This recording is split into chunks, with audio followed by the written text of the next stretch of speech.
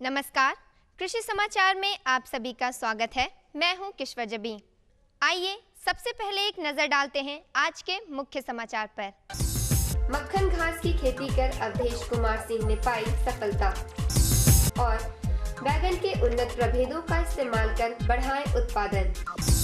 ठंड के मौसम में सूर्य की रोशनी में नरमी और ओस के कारण खेतों में नमी बनी रहती है, जिससे सरसों, धनिया, तिल, मूली जैसी फसलों में लाही कीट का प्रकोप बढ़ जाता है। ठंड के मौसम में ओस गिरने से पौधों में अधिक नमी हो जाती है, जिससे पौधों के विकास पर असर पड़ता है और लाही कीट का प्रकोप भी बढ़ जाता है। ऐसे में किसान भाई पौधों को मच्छरदानी से ढककर बचाव कर सकते हैं। तो आइए इस तकनीक के विषय में जानते हैं रतिंद्र नाथ से। ये मैंने यहाँ पर डिफरेंट तरह का इंग्लिश फूल लगा रखा है। उसमें से ज़्यादातर इंग्लिशी फूल है। डालिया है, गुलदावदी है, उसके बाद आपको गेंदा का फूल है। गेंदा का फूल कुछ पूजा वाला है, लेकिन मैक्सिमम हाइब्रिड गेंदा है। और इसके लिए मैं आपको मिक्सचर खाद इस्तेमाल करता हूँ, कंपोस्ट खाद इस्तेमाल करता हूँ, स्प्रे करवाता हूँ हमेशा, और ख़ुद भी करता हूँ स्प्रे, ताकि जो है इसमें किसी तरह का कीड़ा नहीं लगे। इसके अलावा मैं चिड़िया और गिलहरी वगैरह से बचाने के लिए मच्छरदानी जो है से फूल को, विशेषकर डालिया को और गेंदा को मैं ढक देता हूँ। और साथ ही इससे यह फ़ायदा यह भी होता है कि अधिक ठंडा पड़ता है, जब कुहासा के कारण पेड़ खराब होने लगता है, तो उससे मच्छरदानी लगाने से उसकी रक्षा भी होती है। और साथ ही दिन में मैं मच्छरदानी को हटा देता हूँ ताकि सूर्य की रोशनी भी मिलती रहे। इन दिनों खेतों में लाही कीट का प्रकोप अधिक दिखता है। ऐसे में किसान भाई कीटनाशक छिड़काव यंत्र काफी उपयोगी साबित होता है। इस यंत्र से समय, श्रम और लागत की बचत के साथ खेतों में एक बराबर से छिड़काव होता है। ये आधुनिक कृषि यंत्रों में काफी उपयोगी है तथा इसके इस्तेमाल के लिए केवल एक आदमी की जरूरत होती है। मवेशी चारा के रूप में मक्खन घास की खेती कर अवधेश कुमार सिंह अच्छा मुनाफा कमा रहे हैं। ये एक नई प्रजाति का घास है जिसे अक्टूबर में लगाया जाता है। इसकी विशेषता ये है कि इसे जल, थल और आकाश के पशु पक्षी खाते हैं। इस खेती से इन्हें अच्छा मुनाफा हो रहा है। तकरीबन 7 कटिंग कटता है। फरवरी के लास्ट महीने तक ये चलते रहता है। जब कहीं कोई हरा चारा नहीं उपलब्ध होता है, वैसे स्थिति में यह चारा हमको मवेशी के खिलाने के लिए उपलब्ध रहता है। तो इस तरह से ये जो घास है, मक्खन घास, ये एक बहुत ही प्रोटीनियस घास है और ये इसमें साफ दिखता है। इसमें प्रोटीन का जो प्रोपोर्शन है, जो हिस्सेदारी है, वो साफ इसका चमक है, जो बताता है कि यह सबसे सर्वाधिक प्रोटीन उपलब्ध कराने वाला ये घास है। इन दिनों बैगन के गर्मा फसलों की बुआई का उत्तम समय है। किसान भाई इसके उन्नत प्रभेदों में पूसा अनमोल, अरकाम नवनीत, पूसा हाइब्रिड 5 जैसे प्रभेदों का उपयोग कर उत्पादन बढ़ा सकते हैं। दर्शकों, अब आपको लिए चलते हैं मंडी की ओर, जहां आप मंडी के भाव में आई उछाल और गिरावट के बारे में जानेंगे। सफेद आलू 700 रुपए प्रति क्विंटल, लाल आलू 800 से 850 रुपए प्रति क्विंटल, प्याज 1600 रुपए प्रति क्विंटल। और आइए अब लेते हैं मौसम की जानकारी। मौसम विभाग से मिली सूचना के अनुसार कल दिन में आसमान साफ रहने का अनुमान है। अधिकतम तापमान 23 डिग्री सेल्सियस तथा न्यूनतम तापमान 9 डिग्री सेल्सियस रहने की संभावना है। दर्शकों, अभी आपने खेती की नई तकनीकों, मंडी भाव और मौसम के बारे में जाना। आइए अब हम आपको कृषि दर्शन के अगले भाग में लिए चलते हैं, जहां हमारे कृषि विशेषज्ञों द्वारा आप खेती से संबंधित विस्तृत जानकारी प्राप्त करेंगे। स्कूल उसको भेजना है। अरे रिंकुआ के स्कूल के देरी हो रहा है। बाप रे बाप, टिंकुआ के भी तैयार करना है। अरे सुखिया बहन, हाँ। ये तुम अकेले उधर से कहाँ से आ रही हो? आई हाथ में केल लेके कहाँ जा रही हो? दूध लाए हैं भैया, दूध। अच्छा। और का वो मंगड़ुआ के यहाँ से ना 1 सप्ताह से उठौना ले रहे हैं। काहे? तुम्हारी गैया दूध नहीं कर रही है का? हमारी गाय गाय नहीं बाय हो गई है। हाँ। ऐसे मत बोलो, कभी किसी की गाय बाय नहीं होती है। तुम साफ बताओ कि बात का है, का हुआ बोलो।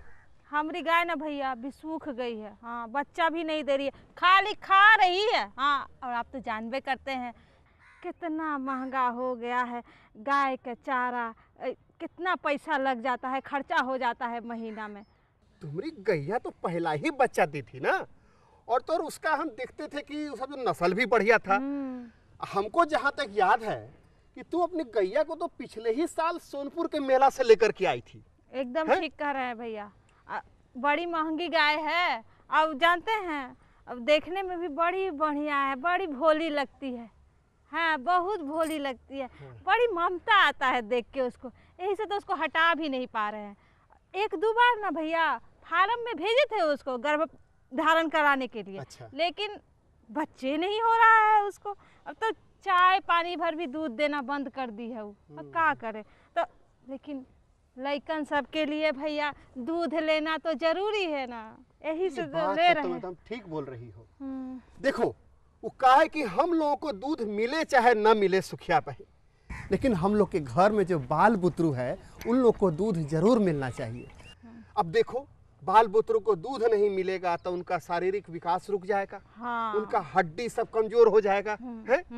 एक बात बताओ, तुम्हारी गैया तो बड़ा बढ़िया दूध करती थी, दूध बाल्टी कभी कभी करती थी, है? फिर अचानक से उसको क्या हो गया कि वो दूधे देना बंद कर दी? हाँ भैया, ठीक है कह रहे हैं। एक दू नहीं, दूध बाल्टी ओहू सुबह और सांझ हम तो बेचबो करते थे। हाँ, इतना दूध देती थी। लेकिन अब इधर ना भी सूख गई है तो धीरे धीरे करके एकदम कम कर दी है। चाय और पानी भर अब दूध नहीं हो रहा है भैया। वो समस्या लेकिन नहीं है भैया, बच्चा नहीं दे रही है, यही समस्या है। अच्छा, एक बात बताओ, कहीं उसका जांच पड़ताल करवाई थी कि नहीं?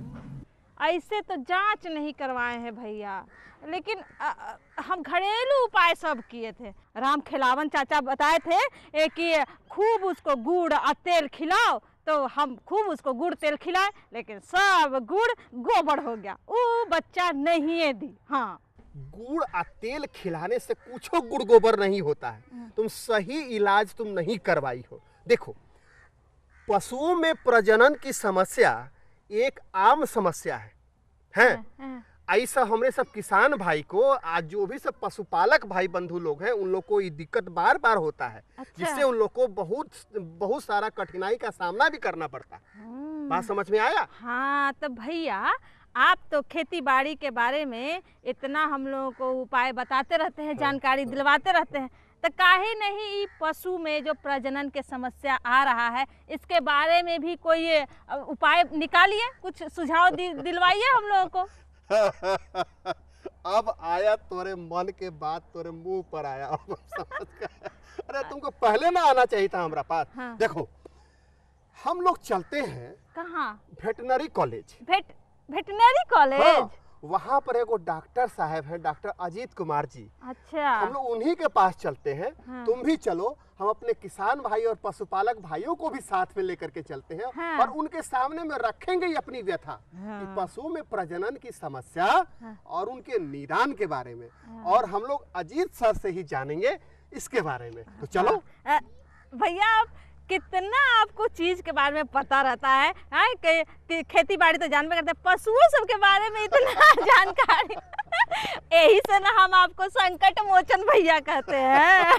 चलो चलो चलो। तो भैया दूध का कैन रख के आते हैं क्या? घरे नहीं, इसको संगे संगे लेकर के चलते हैं। चलो चलो चलो।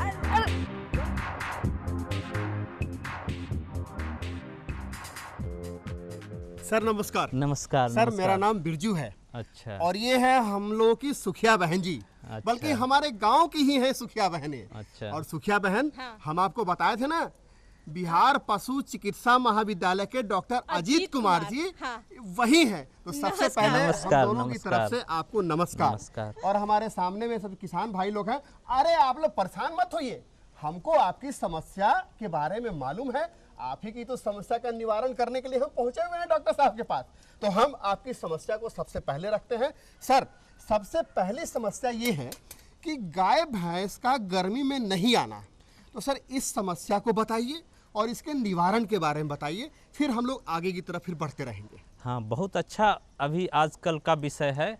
गाय भैंस में प्रजनन की समस्याओं जैसे मादा पशु का गर्मी में नहीं आना, जिसके कारण पशुपालक भाई अपने पशुओं को गर्भाधारण नहीं करवा पाते हैं और प्रतिवर्ष एक बच्चा प्राप्त करने का जो सिद्धांत है उसमें असफल हो जाते हैं और उनको दूध उत्पादन कम मिलता है।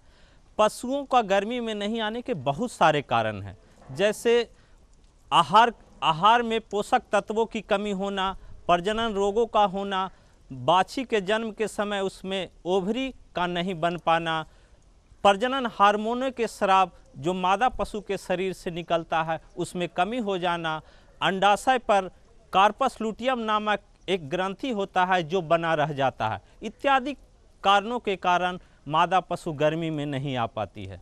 किसान भाइयों को मेरा सलाह है कि यदि आपके पशु गर्मी में नहीं आ रहे हैं तो सर्वप्रथम कुशल पशु चिकित्सक से संपर्क कर उसके प्रजनन अंगों की जांच जरूर करवाएं, तभी पता चल पाएगा कि उसका अंडाशय बना है कि नहीं, अंडाशय पर कोई कार्पस लुटियम बना रह गया है क्या, या आपके पशु प्रजनन रोग के से ग्रसित हैं। इसके अलावा आपको पशु के खान पान पर विशेष ध्यान देने की ज़रूरत है।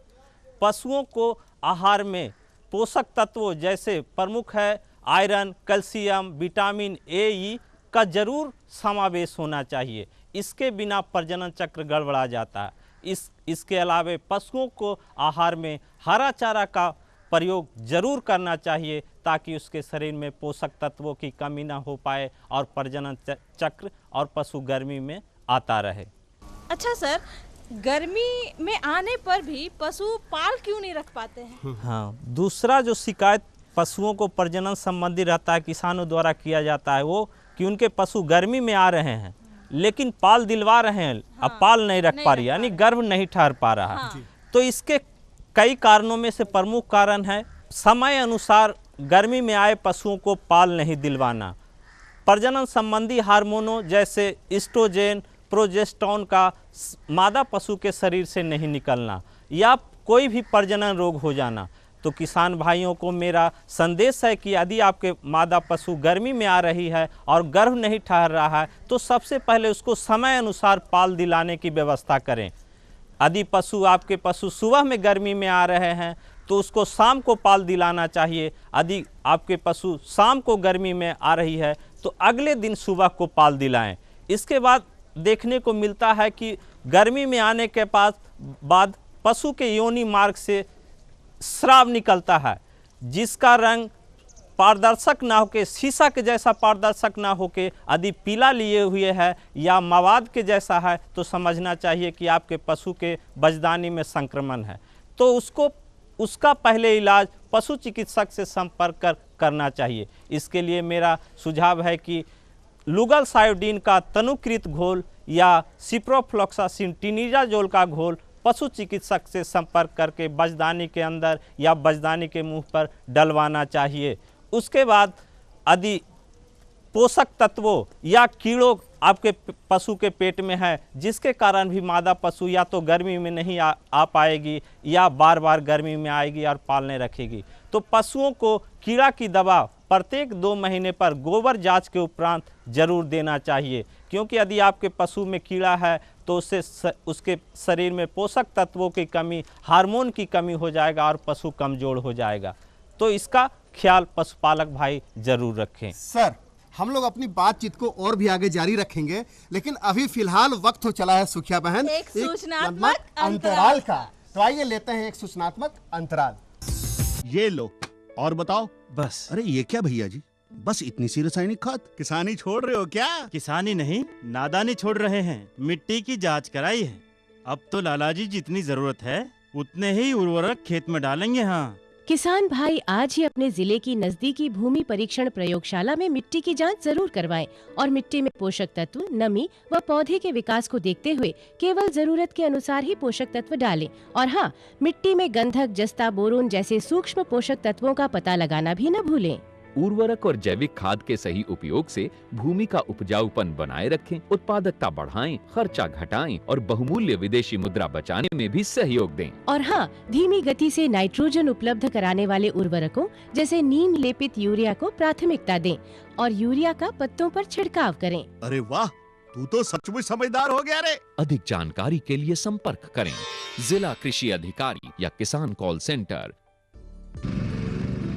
नई तकनीक सभी को अच्छी लगती है। मैंने भी अपने खेत की तैयारी, बुआई, जुताई, गहाई वगैरह के लिए छोटी मशीनें अपनी जरूरत के हिसाब से खरीदी। मैंने अपने खेतों में मशीन का प्रयोग किया तो काम जल्दी और आसान हो गया। खेती में मशीनों के इस्तेमाल के बाद मुझे मिली भरपूर पैदावार और ज्यादा मुनाफा। छोटी मशीनें तो हमारी अपनी अपनी हैं, लेकिन बड़ी मशीनें हमने समूह बनाकर खरीदी। किसान भाइयों और बहनों, आप भी उन्नत मशीनों और उपकरणों की खरीद पर वित्तीय सहायता का लाभ उठाएं, अपनी आमदनी बढ़ाएं और खुशहाली पाएं।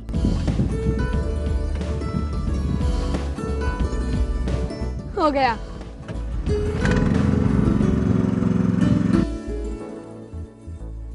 मैंने सोच लिया है, मैं तुझे कृषि का इंजीनियर ही बनाऊंगा। नई मशीनें, नए उपकरण आए आपके द्वार, ले लो इनसे अब खूब खुशी और पैदावार। जी जी जी। किससे बात कर रहे थे इतना हंस कर? किसान कॉल सेंटर में विशेषज्ञ से खेती के बारे में सलाह ले रहा था। सुबह भी रात को भी? किसान कॉल सेंटर सुबह 6 बजे से रात को 10 बजे तक खुलता है। रविवार को भी? साल के 365 दिन खुलता है। पर तुम ये सब क्यों पूछ रही हो? मैं तो कुछ और ही समझी थी। कृषि संबंधी समस्याओं का अपनी भाषा में तुरंत समाधान पाने के लिए पूरे भारत में किसी भी फोन से राष्ट्रीय हेल्पलाइन नंबर 1800-1801-551 पर संपर्क करें। तो सूचनात्मक अंतराल के बाद आप सभी किसान भाइयों के हम स्वागत करतानी, हम ले करके चलतानी अपन डॉक्टर साहब के पास में आज के विषय बाप की पशुओं में प्रजनन की समस्या और उनके निदान। तो सर, एक और जो समस्या है कि गाभिन पशुओं का गर्भपात होना, तो सर आप इसके बारे में बताइए और इनके निदान भी सर साथ में बताते चलिए।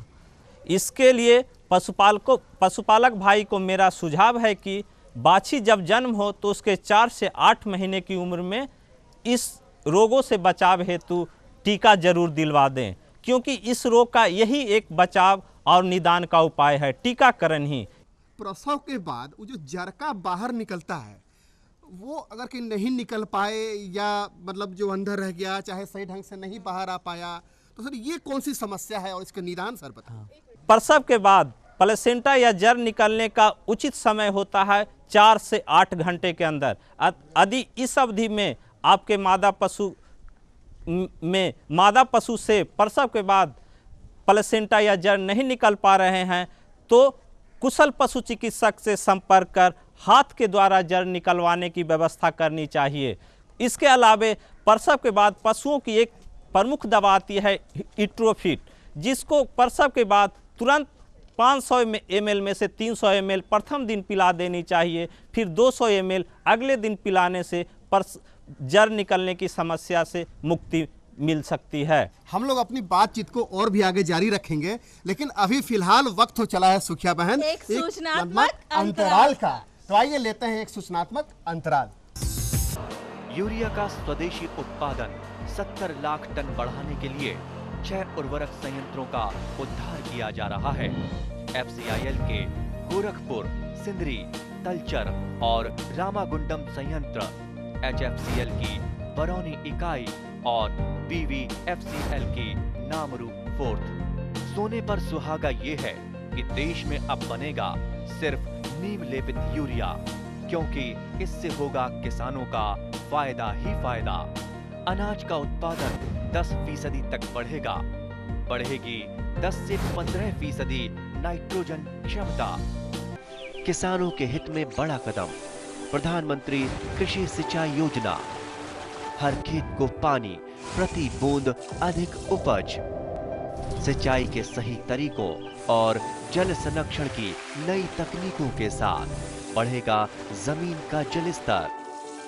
जिला स्तर पर होंगी सिंचाई योजनाएं, असिंचित क्षेत्रों तक पानी पहुंचाकर बढ़ेगा उत्पादन।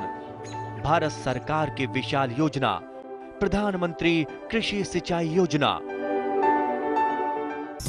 तो सूचनात्मक अंतराल के बाद आप सभी किसान भाइयों के हम स्वागत करतानी। सर, एक बात मन में आ रही है कि पशुपालक ज़्यादा दूध के लिए जो ऑक्सीटॉक्सिन इंजेक्शन का इस्तेमाल कर रहे हैं, वो सर पशुओं पर बहुत कितना दुष्प्रभाव डाल रहे हैं सर? क्या प्रजनन पे भी इसका दुष्प्रभाव पड़ रहा है? बहुत अच्छा प्रश्न। ऑक्सीटोसिन नामक इंजेक्शन एक तो नेचुरल क्रिया के द्वारा ही पशु के शरीर से निकलता है, जिसका प्रथम कार्य है जब प्रसव होता है तो उस समय बजदानी का मुंह को फैलाने का कार्य करता है, जिसके कारण प्रसव आसानी से हो जाता है, बजदानी से बच्चा आसानी से बाहर निकल जाता है।